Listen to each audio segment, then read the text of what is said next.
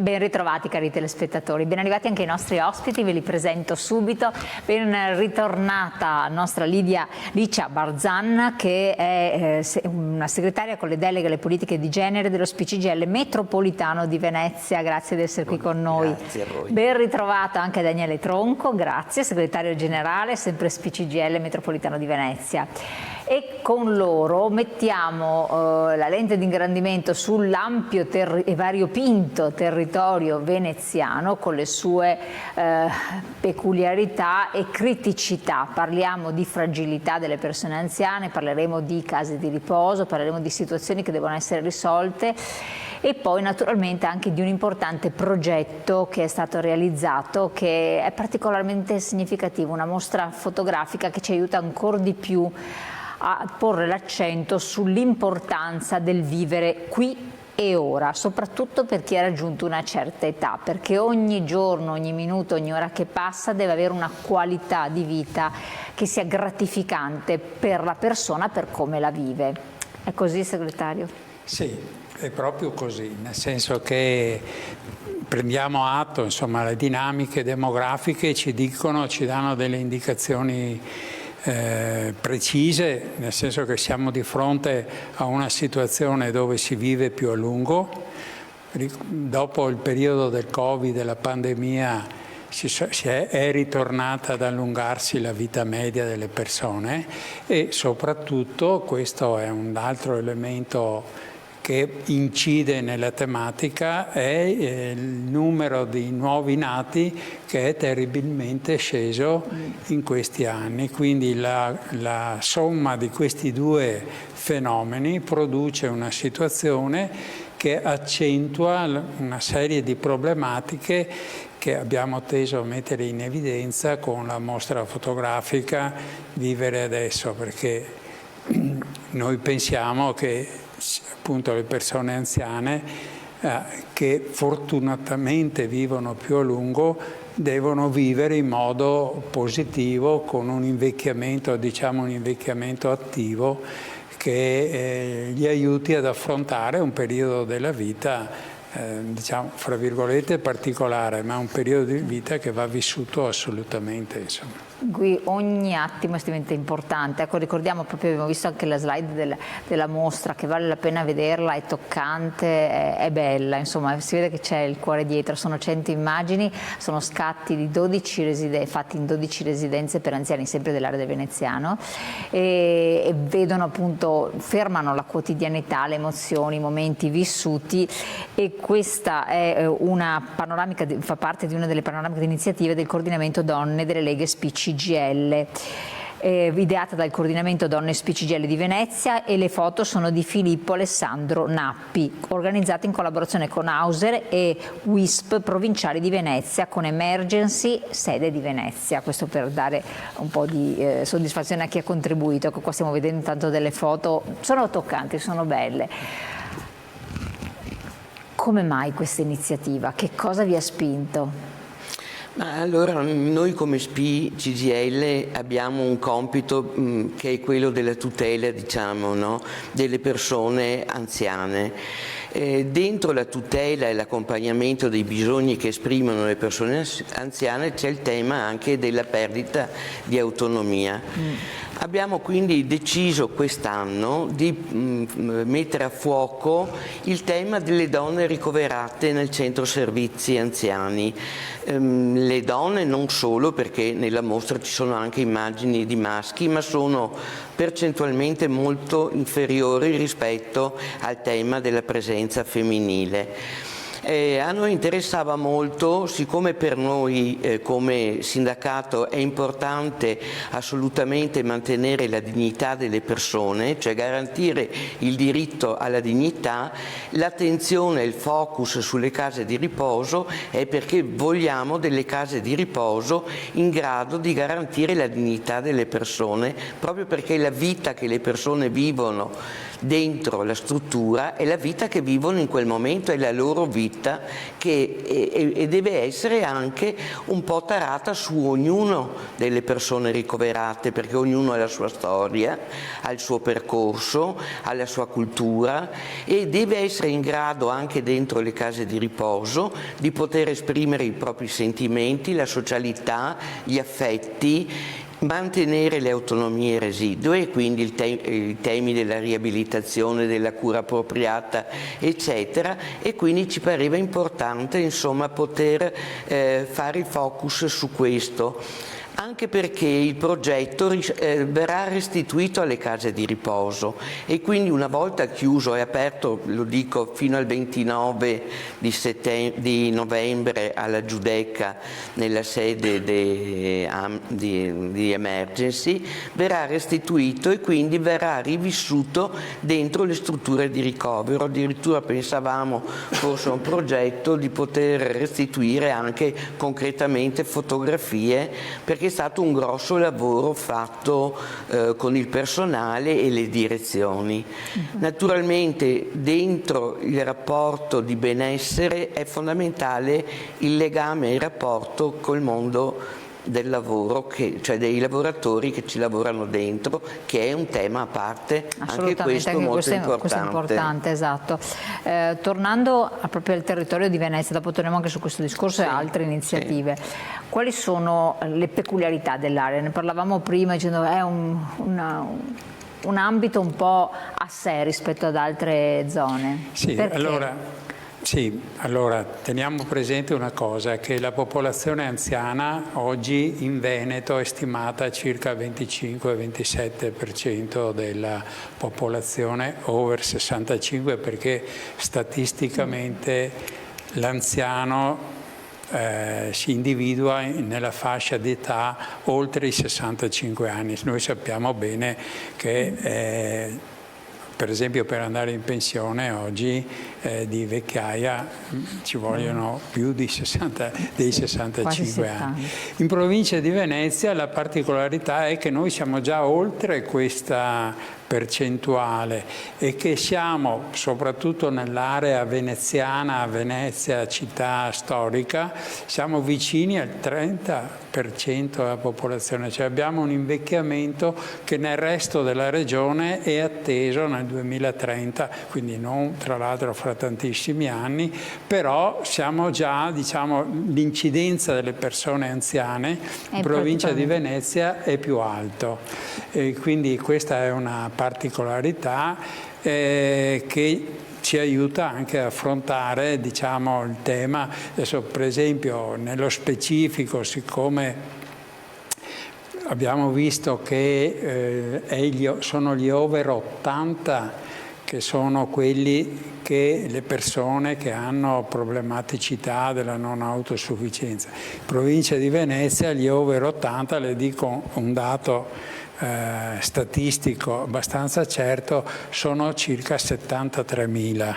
Di questi ben 30.000 sono non autosufficienti ed è un numero straordinariamente grande, ma nel 2030 questi non autosufficienti saliranno a 32.000 in provincia di Venezia. Noi già proiettando nel 2030 vediamo che il problema della non autosufficienza di queste persone aumenta, quindi bisogna che la società, i gestori pubblici, poi bisogna dire che molte di queste strutture sono anche private, perché bisogna ricordarsi che il Veneto è, mi pare, l'unica regione che non ha una legge ad hoc aggiornata sui temi della residenzialità, cioè si è sviluppato il settore in un contesto non regolato dal soggetto che deve regolare questa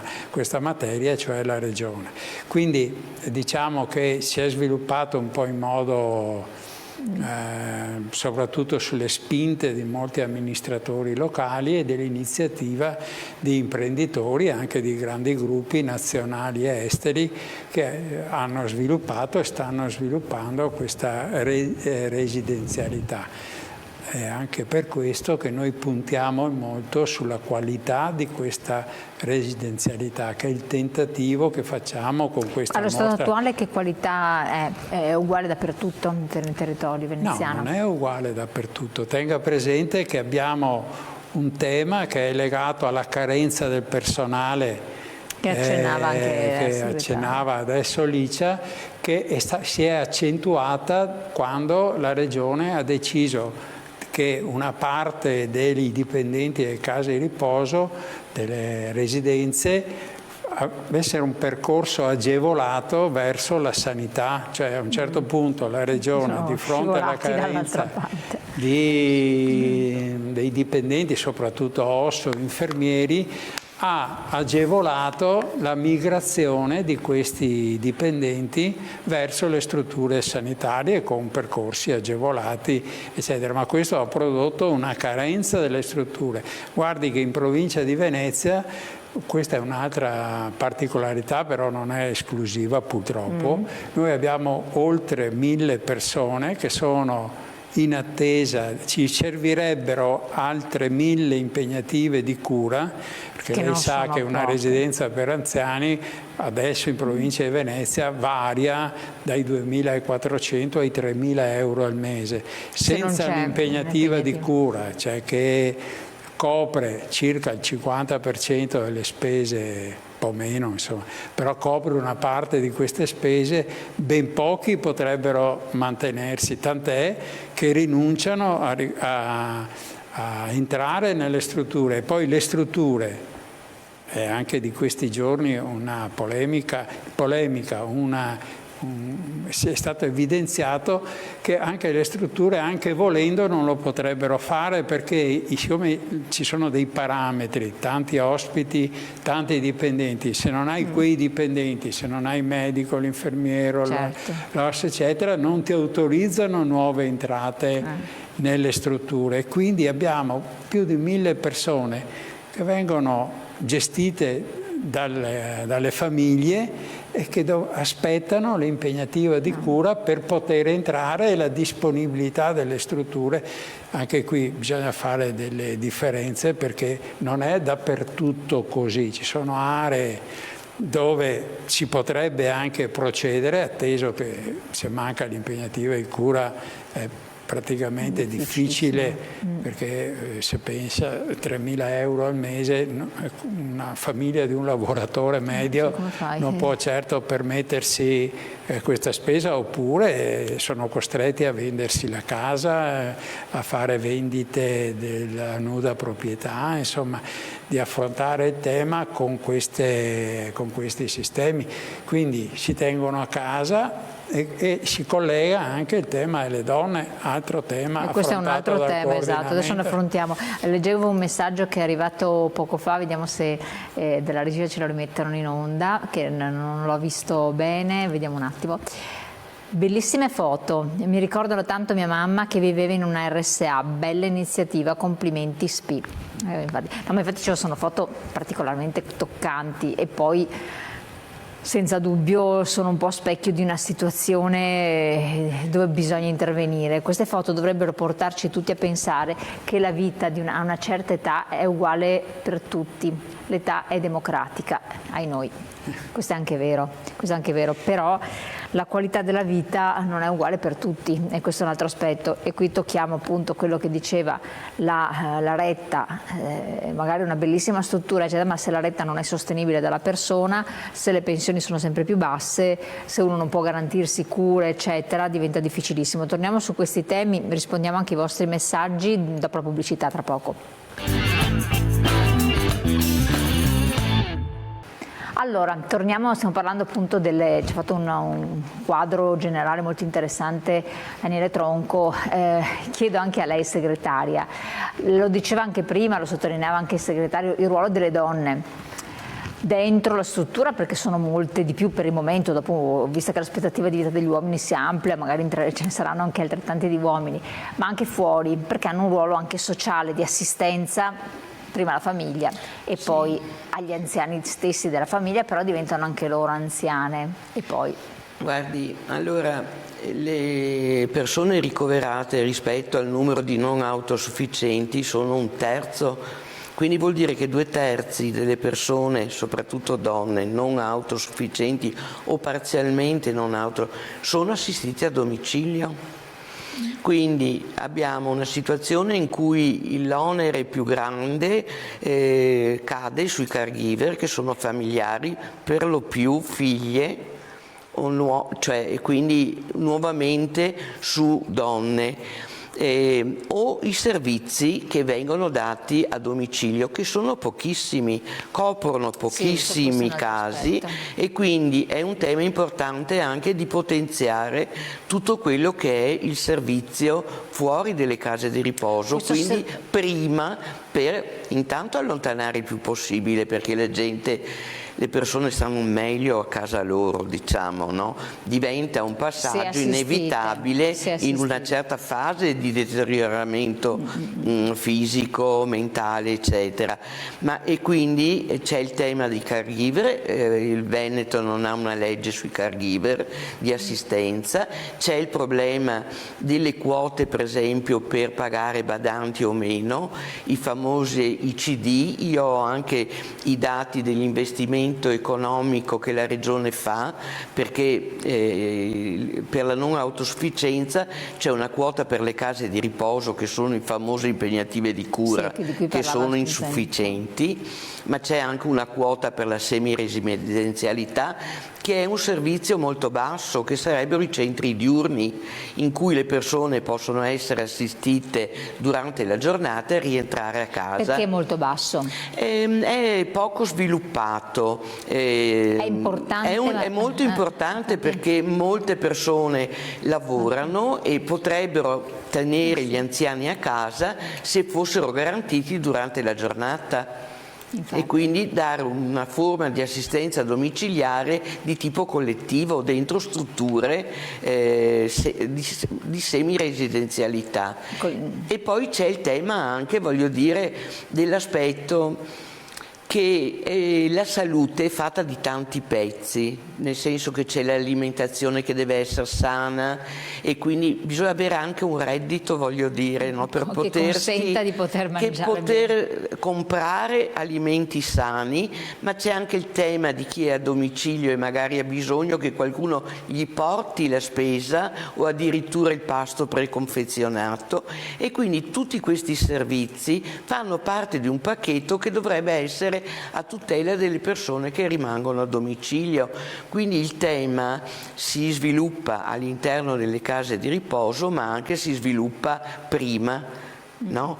Ed è il tema del sociale, e che si sposa poi a quello del sanitario, perché se noi avessimo, anche se avessimo, tra virgolette, una buona sanità territoriale, se non viene supportata dall'aspetto sociale, faccio un esempio stupido: se io vado dal medico e il medico mi ordina una cura per una mia patologia, ma non ho nessuno che mi va a comprare i farmaci, o nessuno che mi controlla se li prendo in maniera corretta, nessuno che mi controlla se la dieta che faccio è adeguata al tipo di patologia, dico, io non risolvo il tema sanitario. Quindi è l'integrazione fra questi due mondi che dà il benessere della persona. Assolutamente. Ecco. Si è già parlato, adesso chiedo anche a lei, di co-housing, di diffondere una cultura di un cambiamento presso coloro che sono anziani ma non sono così anziani da non poter comprendere l'importanza, quindi fare un salto di qualità, perché tutte queste cose di cui diceva la segretaria, leggiamo il messaggio, ci costringono a fare assicurazioni sulla vecchiaia, altrimenti non potremmo pagarci la retta di una casa di riposo, non dico lussuosa ma quantomeno dignitosa. Ma che welfare c'è? Di fatto sì, infatti ci sono assicurazioni con cui uno è bene che pensi, ma io dicevo, ma la forma potrebbe essere quella di, siccome c'è bisogno di tante cose, tanti anziani in 10 case, ognuno per una casa, è un problema da gestire e c'è solitudine. 10 anziani, faccio 10, 5, 3, messi tutti insieme in una struttura dove basta che arrivi una volta ogni tanto l'infermiere, il medico, è più semplice, però bisogna fare un cambio di mentalità. Certo. Sì, allora intanto il tema dell'abitare è un tema straordinariamente complicato e ampio, perché in una provincia come la nostra noi abbiamo per esempio realtà studentesche, realtà turistiche, perché molti anziani della città vengono espulsi dalla città per fare spazio a bed and breakfast, affitti cosiddetti affitti brevi, e quindi c'è un tema grandissimo. Noi stiamo facendo una ricerca con l'Università di Venezia, la pubblicheremo penso nei prossimi mesi, perché purtroppo la situazione generale non ci ha consentito di chiudere quella ricerca. Abbiamo fatto proprio un'indagine su come vivono le persone nel patrimonio edilizio pubblico, che è molto esteso in una provincia come la nostra, però bisogna dire che ha problematicità enormi di deterioramento, eccetera. Nell'ambito di questo ragionamento c'è anche il tema del co-housing, anche se, lo diceva adesso Licia, il problema è come è organizzata la società dal punto di vista del sostegno socio-sanitario nel territorio, perché è quello il problema. Guardi, io ho situazioni anche familiari, persone che hanno bisogno magari di fare un'iniezione, eccetera, o si rivolgono al privato, oppure la struttura territoriale dell'USL che offerta fa, perché anche il co-housing, a parte questioni di carattere culturale, sociale, non è una pratica semplice, ma ci sono esperienze, cioè in provincia di Venezia ci sono soprattutto strutture di carattere religioso che hanno approcciato questo tema, però è una questione che varrebbe la pena di approfondire, certo nell'ambito dei ragionamenti che venivano fatti adesso di un sostegno di una rete capillare territoriale del sistema sanitario. Questo è una cosa importante. Poi l'altro tema è quello della solitudine. Sì. Che ha un'altra, diciamo che questo apre le porte poi a tanta sofferenza, perché quando vediamo certe realtà ci rendiamo conto che la persona da sola difficilmente riesce anche emotivamente a reagire a certe situazioni. C'è un altro messaggio: l'aspettativa di vita cresce ma di certo non la qualità, anzi molti anziani muoiono in povertà assoluta. Se questo è il futuro, meglio una vita più corta.